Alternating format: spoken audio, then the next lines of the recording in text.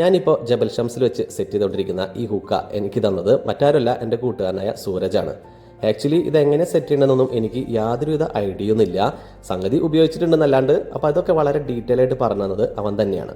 പിന്നെ ഈ സമയത്ത് ഇവിടെ നല്ല തണുപ്പാണെന്ന് എല്ലാവർക്കും അറിയാലോ. അപ്പോൾ ആ തണുപ്പിനൊക്കെ റെസിസ്റ്റ് ചെയ്യാനായിട്ട് ഇതേപോലെ ഒരു ഹുക്ക് ഉണ്ടെങ്കിൽ നല്ലതാണെന്ന് എനിക്ക് തോന്നുന്നു. അത് സത്യമാണെന്നൊന്നും എനിക്കറിയില്ല. പിന്നെ അത് മാത്രമല്ല, ഞാൻ ഈ ഒരു സംഭവത്തെ പ്രോത്സാഹിപ്പിക്കില്ല. കാരണം ചെറിയൊരു അളവിലാണെങ്കിൽ കൂടി അതിൽ നിക്കോട്ടിൻ അടങ്ങിയിട്ടുണ്ട്. അപ്പോൾ നമ്മൾ ഈ ഫ്ലേവറുകളൊക്കെ വാങ്ങി യൂസ് ചെയ്യുന്ന സമയത്ത് അതുകൂടി ഒന്ന് മനസ്സിലാക്കിയിരിക്കുക.